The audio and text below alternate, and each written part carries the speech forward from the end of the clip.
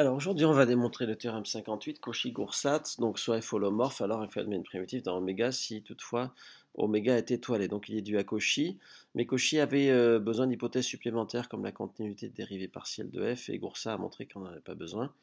Donc on a montré précédemment que lorsqu'on a une fonction continue dans un ouvert étoilé, si on sait qu'elle est nulle, son intégrale est nulle le long de tout triangle, alors elle admet une primitive. Et là, dans ce théorème 58, on va démontrer que en fait, si elle est holomorphe dans un oméga étoilé, alors son intégrale est nulle sur tous les triangles. Alors, on pourrait se demander d'où viennent ces triangles. Pourquoi pas des ronds, des cercles, des rectangles, n'importe quel lacet. Alors, le truc, c'est que le triangle était facile à exploiter, parce qu'ici, pour montrer que, pour exploiter le fait qu'elle était nulle sur tout triangle, on avait défini grand F de Z comme ça, hein, et on avait démontré que grand F était une primitive. Et l'intérêt du triangle, c'était de pouvoir simplifier grand F de Z plus H moins grand F de Z, donc c'était égal à ça. Et comme elle est nulle sur tout triangle, si on prend un triangle Z0, Z plus H et Z, eh ben, on en déduisait que la différence de ces deux trucs-là, c'était la longueur de Z plus H à Z, c'est-à-dire que voilà, on faisait passer ça à droite, et on disait que on allait exploiter ensuite ça. Voilà, on transforme la différence de deux intégrales en une seule intégrale grâce au triangle. Donc c'était facile à exploiter. Et après, c'est facile à démontrer aussi, vous allez voir que avec une histoire de triangle des milieux, on va démontrer que dès qu'elle est holomorphe, son intégrale est nulle sur un triangle. Alors allons-y, d'abord on a besoin d'une vérification, c'est que, bon, si un triangle, c'est-à-dire si les bords d'un triangle, les côtés, sont dans un ouvert étoilé, alors l'intérieur du triangle aussi. Donc ça se démontre avec ce schéma, hein. Si Z0 c'est le centre de l'étoile, suivant que Z0 est dedans ou dehors, vous voyez que si on prend un point du bord, supposé être dans oméga, et bien tout le segment de Z0 à ce point est par côté étoilé d'oméga dans oméga. Et donc ces segments couvrent l'intérieur du triangle. Bon, alors on va le démontrer plus précisément. Si vous prenez un point Z, par exemple là où j'ai la souris, à l'intérieur du triangle, vous prenez la droite Z0Z, Z0 étant le centre de l'étoile. Donc cette droite, le point Z, là où j'ai ma souris, la découpe en deux demi-droites. Une qui contient Z0, une qui ne le contient pas. Regardons cette qui ne contient pas. Donc j'ai une demi-droite dont l'origine est le centre de ma souris, et dont la direction, ben, c'est pas Z0, c'est de l'autre côté. Enfin, dans le sens, c'est pas Z0, c'est de l'autre côté. Alors maintenant, je vais définir un ordre total sur cette demi-droite. Là où j'ai la souris, ça va être 0. Et après, l'ordre total, il va être calqué sur celui de R+. Hein. On va transposer l'ordre de R+, ici. On va dire qu'un point... Alors, le point où j'ai la souris, on n'a qu'à l'appeler W. Donc, on va dire qu'un point est plus petit qu'un autre s'il est plus proche de W. Sur cette demi-droite, on a un ordre total. Alors, ça va nous permettre d'utiliser le sup. Donc, on va définir maintenant J, le sup des points... W de cette demi-droite qui sont dans l'intérieur du triangle. Bon. Alors, par définition de sup, si vous prenez ce J, donc ce sup, donc vous comprenez, ça va être lui là, J. Donc ça c'est un point quelconque W dans l'intérieur du triangle, et ça c'est un point J. Alors j'espère que je ne me suis pas trompé dans les notations. Donc ça veut dire que ce point J là, comme il est le sup, eh bien si vous tracez un ouvert autour de lui, il va intercepter l'intérieur du triangle. Parce que si ce n'était pas le cas, vous pourriez en trouver un plus petit qui soit le sup. Bon. Et d'un autre côté, si vous prenez un point plus petit que lui, eh ben, vu qu'il n'est pas le sup, il va être à l'intérieur du triangle. Vous allez trouver un petit ouvert autour de lui, donc il est à l'intérieur du triangle. Voilà. Et donc ce point-là, c'est la définition formelle de l'intersection de cette droite avec le bord du triangle, et donc tout le segment est dedans. Alors maintenant, ce qu'on va faire, c'est qu'on va prendre le théorème des milieux. Donc le théorème des milieux, ça veut dire que on a notre triangle, on prend un triangle delta 0 quelconque. On a un triangle delta 0 quelconque et on prend l'intégrale de f le long de ce triangle. On sait que le triangle sur l'intérieur sont dans oméga étoilé. Et maintenant, on va prendre le théorème des milieux, on va diviser en 4 sous-triangles. Voilà, un qui contient chaque sommet et un quatrième au milieu. Et alors maintenant, on va dire que l'intégrale le long du triangle de départ, on va l'appeler T0, le triangle de départ, et T1, le petit triangle. Non, pardon, on va l'appeler T0 le triangle de départ. Donc l'intégrale le long de T0, c'est la somme des 4 intégrales le long de chacun des petits triangles. Alors pourquoi? Parce que quand vous faites celui-là, tac, tac, tac, vous sommez les intégrales des trois côtés. Bon. Et quand vous faites celui-là, tac, tac, tac. Du coup, quand vous faites l'intégrale le long de ce triangle, plus l'intégrale le long de ce triangle, vous voyez que ce côté est compté une fois positivement, une fois négativement. Donc ça vous fait l'intégrale le long de ce losange.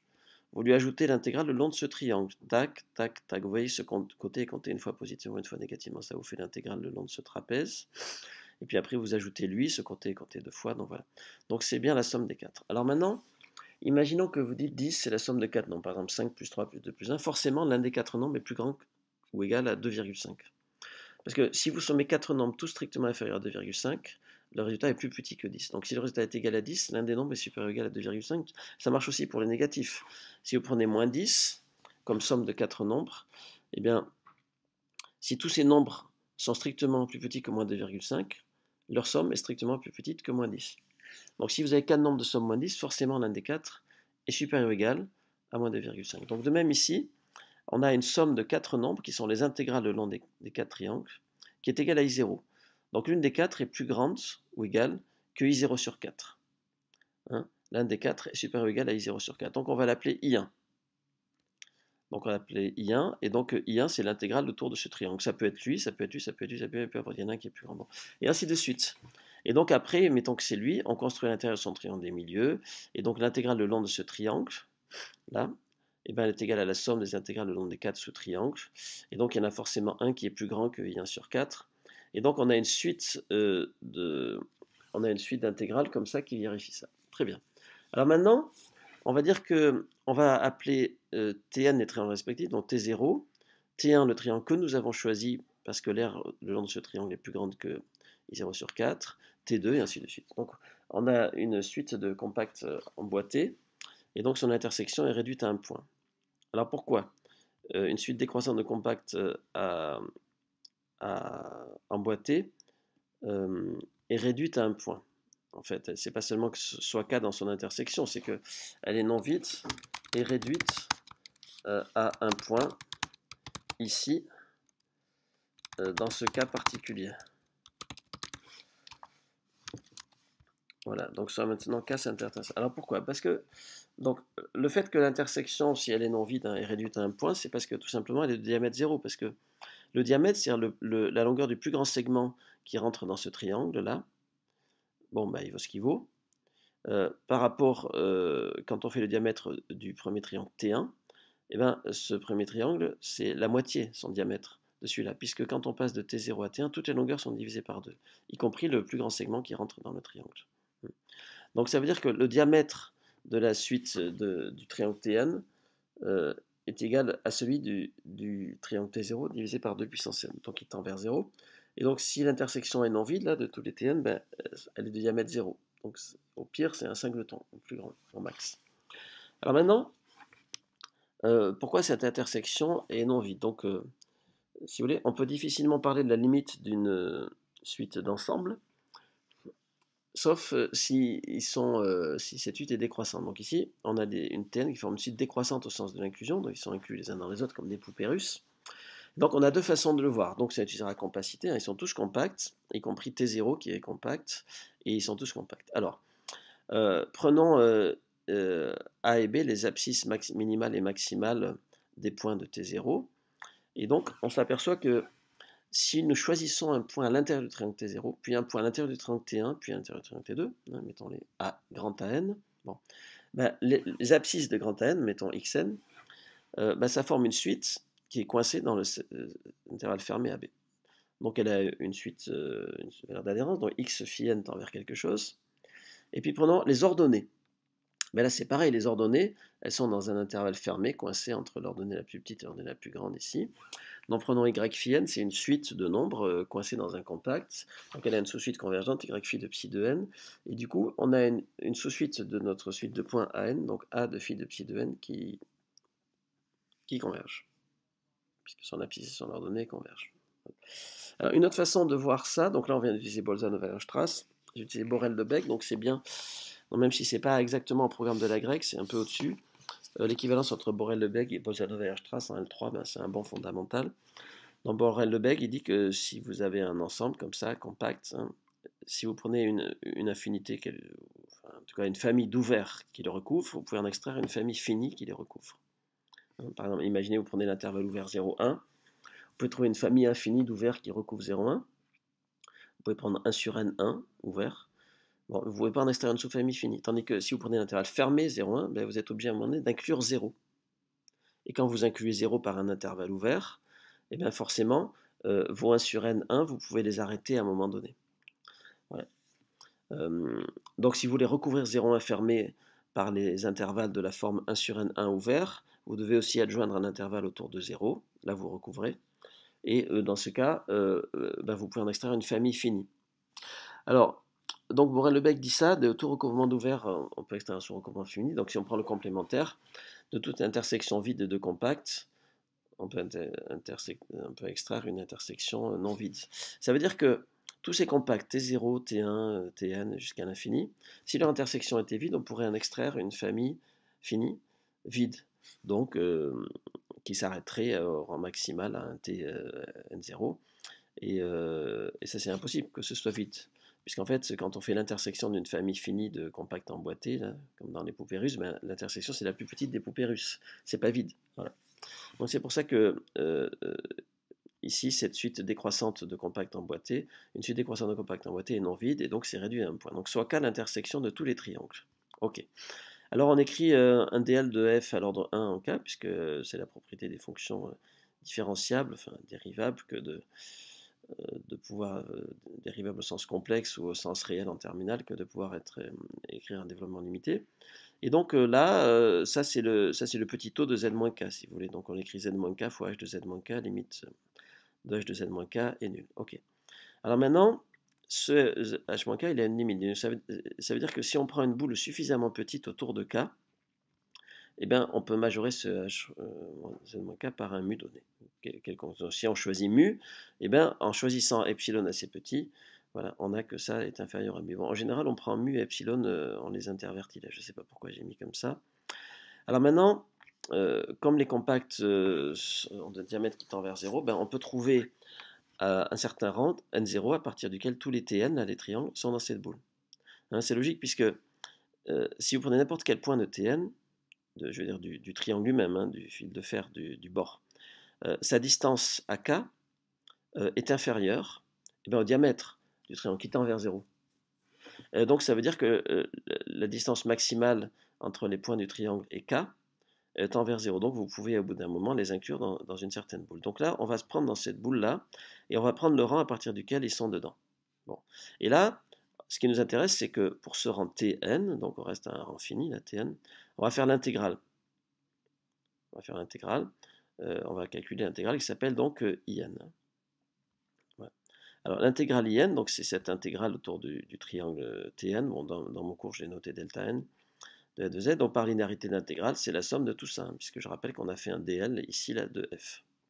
C'est la somme de tout ça. Bon, ces deux intégrales sont nulles, hein, puisque je rappelle qu'f' de k est constante. Hein. Donc ça, c'est l'intégrale d'une constante sur un lacet fermé, donc elle est nulle. Ça, c'est l'intégrale d'une fonction holomorphe, parce que c'est un polynôme de degré 1 sur un lacet fermé, donc elle est nulle. Ça, on l'a déjà vu. Hein. Pardon. Et donc, il nous reste ça. Donc ça, on va utiliser cette relation-là qui est importante à connaître. C'est que l'intégrale, donc c'est la proposition 42. Bon, je vais aller la chercher, si vous voulez, la proposition 42. L'intégrale d'une fonction complexe le long d'un chemin, c'est à faire la norme infinie de f fois la longueur du chemin. Voilà. Donc on va revenir à notre démonstration ici. Alors c'était où? C'était là. Voilà. Et donc je vais regarder cette intégrale. Donc la norme infinie fois la longueur. Donc la longueur du chemin, c'est quoi? Ben, c'est la longueur du triangle delta n. Donc peu importe combien elle vaut, mais elle vaut 1 sur 2 puissance n fois la longueur du triangle delta 0. Puisque à chaque étape, toutes les longueurs sont divisées par 2. Bon, donc ça c'est bon. Donc elle est écrite ici. Hein. La longueur du chemin delta n, c'est ça. Voilà. Ensuite, la norme infinie de h, ben, c'est mu, c'est plus petit que mu. Et la norme infinie de ça, c'est quoi? Ben, si vous voulez, z moins k, c'est z, c'est un point de delta n, moins k. Donc ça, c'est plus petit que le diamètre de delta n, évidemment, parce que c'est plus petit que la longueur maximale entre deux points du triangle delta n. Bon. Et donc, le diamètre de delta n, on a vu que ben, c'est le diamètre du triangle delta 0 divisé par 2 puissance n. Donc attention, delta c'est le diamètre de delta 0 et L la longueur, mais on s'en fiche, c'est des nombres finis. Et donc, ces deux puissances n se rassemblent pour faire 4 puissance n. Et maintenant, on a prouvé quoi? On a prouvé cette double inégalité. Notre intégrale IN, elle est plus grande que ça c'était l'histoire, vous savez, du 10 égale 5 plus 3 plus 2 plus 1. Et elle est plus petite que ça c'est l'histoire que l'intégrale, c'est inférieur à la norme infinie de la fonction fois la longueur du chemin. Bon, eh bien, on regarde ça et ça, on barre les 4 puissance n, et on obtient qu'I0 est inférieur à ça. Mais ça, c'est vrai pour n'importe quelle valeur de mu, en fait, puisque c'est vrai pour tout n, et on a éliminé n de l'inéquation. On a prouvé donc que I0 est nul. Et donc, le fait que I0 soit nul, ça nous prouve que dès que f est holomorphe dans un oméga étoilé, hein, eh bien, à ce moment-là, on a que f, l'intégrale de f est nulle le long de tout triangle. Et donc, en raccrochant le wagon du théorème précédent, ben, on a que f admet une primitive. Alors, à quel endroit on a utilisé le fait que on soit étoilé? Ben, tout simplement parce qu'on a pu intégrer f sur tous les sous-triangles du triangle de départ. Et pour le faire, ben, il faut bien que tous les sous-triangles soient dans oméga. Donc c'est là qu'on a utilisé le fait que ce soit étoilé. Bon. Alors maintenant, on a prouvé du coup que si f est holomorphe dans un ovaire étoilé, alors son intégrale est nulle le long du triangle, donc elle admet une primitive d'après le lemme précédent. Alors ça nous ouvre deux portes. La première, c'est que ben, si on prend une fonction holomorphe dans oméga, oméga est un ouvert, donc on trace une boule dans laquelle oméga est holomorphe, une boule f est holomorphe, une boule centrée autour d'un z0, par exemple, bon, f est holomorphe dans cette boule. Cette boule, elle est convexe, donc elle est étoilée. Donc f admet une primitive là-dedans. Cette primitive, elle est C1, puisque sa dérivée c'est petit f est holomorphe, donc continue. Et on a prouvé qu'une fonction C1, elle est analytique, c'est-à-dire elle est développable en série entière, en tout cas en z0. Et donc, dès que f est holomorphe, localement, elle est développable en série entière. Donc, on vient de démontrer l'équivalence entre holomorphe et localement développable en série entière. Deuxièmement, on peut primitiver tout ce qu'on veut pourvu qu'on soit dans un ovaire étoilé. Donc, on peut primitiver 1 sur z dans C privé de R-, par exemple, ou C privé de R+, ou C privé d'une demi-droite d'origine 0. Et donc, on a notre définition précise du Ln, telle que vous allez la faire en TD d'ailleurs aujourd'hui.